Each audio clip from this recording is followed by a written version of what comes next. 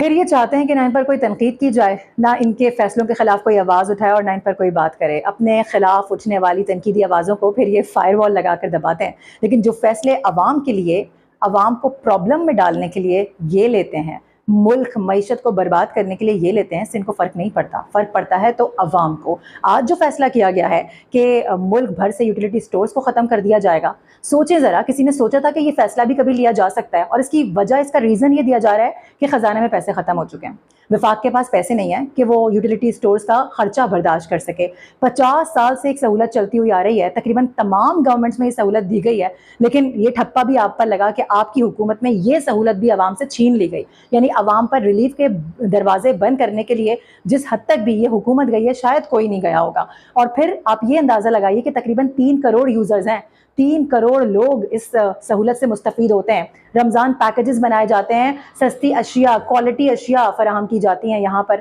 اب ان لوگوں کا کیا ہوگا جو یہاں سے اپنے گھر کا گزر بسر کرتے ہیں، سستی اشیاء یہاں سے لے کر اپنے مہینے کا پورا خرچہ نکالتے ہیں؟ اور اس کے علاوہ جو اسٹاف،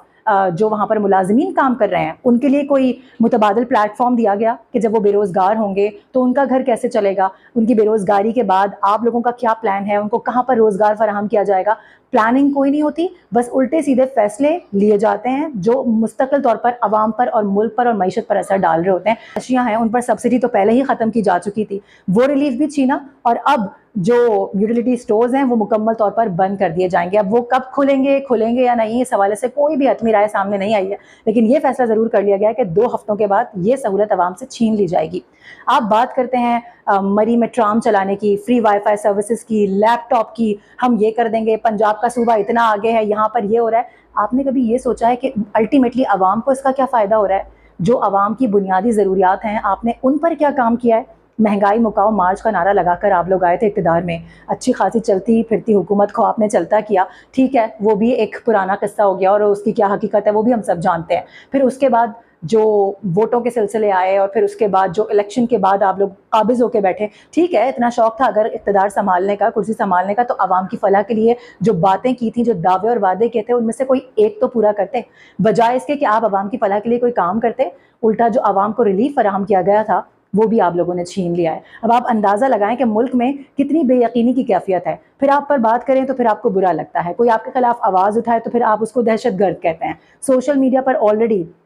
اتنا زیادہ مسئلہ ہم دیکھ رہے ہیں، فائر وال کی تنصیب کے بعد سے اتنے لوگ آلریڈی بے روزگار ہو چکے ہیں، ملک میں ویسے ہی روزگار نہیں ہے، بجلی کی قیمتیں آسمان پر ہیں، لوگوں کے جو گھروں کے کرائے ہیں وہ اب کم ہو چکے ہیں، اور بجلی کے جو بل آ رہے ہیں وہ رینٹ سے زیادہ ان کو پے کرنے پڑ رہے ہیں، روزگار بھی نہیں ہے۔ اس کے علاوہ مہنگائی عروج پر ہے، آئے روز کسی نہ کسی چیز پر قیمتیں بڑھتی چلی جاتی ہیں۔ اسکول سے لوگ اپنے بچے نکلوا چکے ہیں کیونکہ بل بھرنے ہیں، یا تو بل بھر دیں یا پھر بچوں کو پڑھا لیں، اور بھی اس کے علاوہ ان گنت ایسی چیزیں ہیں۔ مطلب پاکستان میں شاید کچھ بھی اچھا نہیں ہو رہا، اور اگر کچھ اچھا ہوتا ہے، اچھا ہو رہا ہوتا ہے، تو پھر اس کو بھی بریک لگا کر یہ کہہ دیا جاتا ہے کہ ہمارے پاس مزید پیسے نہیں ہیں کہ ہم اس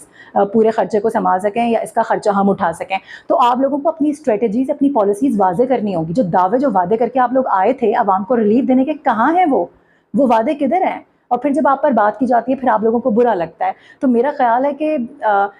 یہ جو اس وقت ایک ٹینیور پاکستان کا گزر رہا ہے، شاید اس کو اگر معیشت کے حوالے سے بدترین دور کہا جائے تو یہ غلط نہیں ہوگا، کیونکہ جب سے پاکستان بنا ہے اس وقت سے لے کر اب تک اتنا بدترین دور معیشت کے حوالے سے، بے روزگاری کے حوالے سے، مہنگائی کے حوالے سے، اور بے یقینی اور بے چینی کے حوالے سے نہیں رہا ہے۔ عوام بھروسہ کرنا چھوڑ چکے ہیں، عوام یہاں سے نکل رہے ہیں، باہر جانے کی کوشش کر رہے ہیں، کسی بھی طرح سے سب کی یہ کوشش ہوتی ہے کہ اس ملک سے باہر چلے جائیں، کیونکہ اس ملک میں نہ وہ خوش ہیں، نہ وہ آنے والی نسلوں کو اپنا خوش دیکھنا چاہتے ہیں۔ تو آئی تھنک کہ اپنی آپ لوگوں کو اسٹریٹجیز کو کلیئر کرنا ہوگا،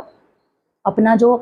پلان ہے اس کو واضح کریں، عوام کو بتائیں کہ آپ لوگوں کے مائنڈ میں کیا چل رہا ہے، آپ لوگ عوام کی فلاح کے لیے کیا کر رہے ہیں۔ پچھلا 1 سال لگا لیں اور اس کے بعد ابھی فروری سے ابھی تک کا آپ لگا لیں، ابھی تک تو عوام کو کسی قسم کا کوئی ریلیف نہیں ملا ہے، الٹا پرابلم میں عوام ضرور مزید آ گئے ہیں۔ آگے آنے والے دنوں میں پاکستان کا کیا